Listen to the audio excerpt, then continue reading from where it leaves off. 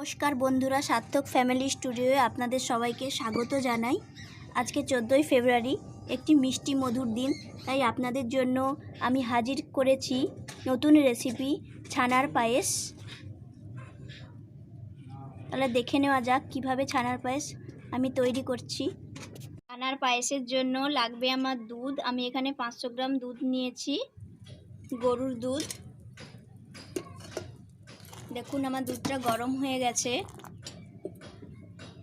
আমি এখান থেকে 4 হাতা দুধ তুলে নেব আরেকটি পাত্রে।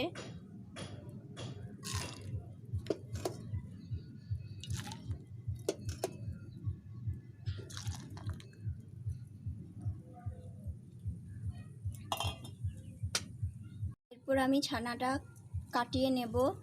আমি কাটাচ্ছি পাউডার দিয়ে, আপনারা পারলে লেবু দিয়েও কাটাতে পারেন, যার যেটা খুশি। আমি এখানে গুঁড়ি দিয়ে কাটাচ্ছি।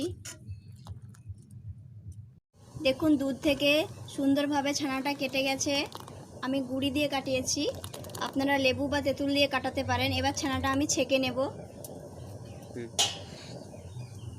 আমি ছানাটা এই কাপড় ছিঁড়েতে ভালোভাবে ছেঁকে নিয়েছি। এরপর কিছুক্ষণ আমি রেখে দেব। এই দেখুন আমি ছানাটা বের করে নিয়েছি কাপড়ের ভেতর থেকে। এরপর আমি এটাকে ভালোভাবে মাখিয়ে নেব, খুব ভালোভাবে, একদম স্মুথভাবে। আমি ছানার মধ্যে দিয়ে দিচ্ছি 1 চা চামচ মতো চিনি। চিনি দিয়ে এটাকে ভালোভাবে মেখে নেব খুব সুন্দরভাবে।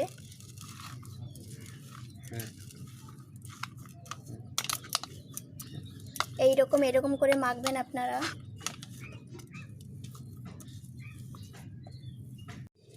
আমি যে 4 হাতা দুধ তুলে নিয়েছিলাম এর মধ্যে দিয়ে দিচ্ছি এই আমুল স্প্রের গুঁড়ো দুধ। আপনারা মনে রাখবেন, পায়েসে গুঁড়ো দুধের দিলে টেস্টটা খুব অন্যরকম হয়। আমি দিয়ে দিচ্ছি 2 চামচ মতো গুঁড়ো দুধ।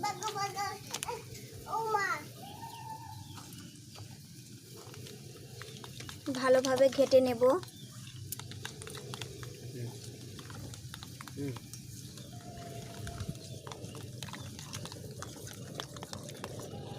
দেখুন আমার গুঁড়ো দুধটা ভালোভাবে এর সাথে মিক্সড হয়ে গেছে। ছানার পায়েস বানাতে সেরকম কোনো সামগ্রী লাগে না বললেই চলে। খুব অল্প সামগ্রীতে ছানার পায়েস তৈরি করা যায়। আমি এইবার এই দুধটা দিয়ে দিচ্ছি। এর মধ্যে ছানাগুলো দেব। আমি পায়েসের জন্য দুধটা মোটা মোটা করে ফুটিয়ে নেব। এর মধ্যে দিয়ে দিচ্ছি পরিমাণ মতো চিনি।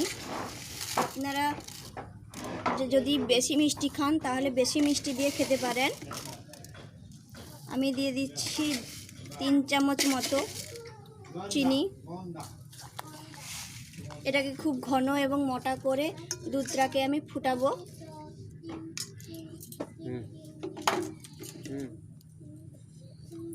আমি ছানাটা খুব ভালোভাবে ম্যাচ করে নিয়েছি দেখুন। এবার আমি এগুলো দিয়ে গোল গোল করে বল আকারের কেটে নেব। দেখুন আমার গোল গোল করে সব বলগুলো তৈরি করা হয়ে গেছে। দেখুন আমি ছানার বলগুলো খুব সুন্দর করে তৈরি করে নিয়েছি। প্রত্যেকটা বল আমার সমান সমান হয়েছে। এরপর আমি ছানাগুলো একটা একটা করে এই ফোটা দুধের মধ্যে দিয়ে দেব। আপনারা যখন বলগুলো দেবেন দুধের মধ্যে তখন গ্যাসের ওভেনটা মিডিয়াম রাখবেন, কারণ বেশি মাত্রায় গ্যাসের ওভেন রাখলে বলগুলো ভেঙে যেতে পারে। আমার সব বলগুলো দেওয়া হয়ে গেছে। এরপর আস্তে আস্তে আমি একটু ফুটিয়ে নেব। সেরকমভাবে ঘাঁটবো না, কারণ বলগুলো ভেঙে যেতে পারে।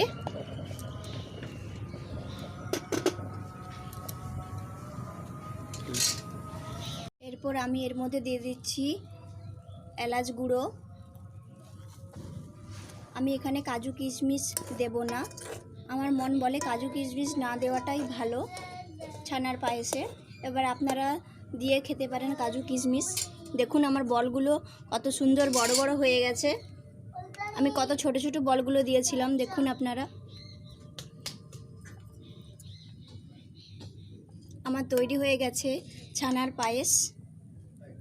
আপনারাও বাড়িতে ট্রাই করে দেখবেন, খুব সুন্দর খেতে। এই দেখুন ছানার পায়েস তৈরি হয়ে গেছে। আমার প্রত্যেকটা বল গোটা গোটা রয়েছে। যদি আমার ভিডিও আপনাদের ভালো লেগে থাকে অবশ্যই আমার চ্যানেলটি লাইক করবেন, শেয়ার করবেন এবং সাবস্ক্রাইব করবেন। আজকের মতো এখানেই শেষ করছি আমার ভিডিও।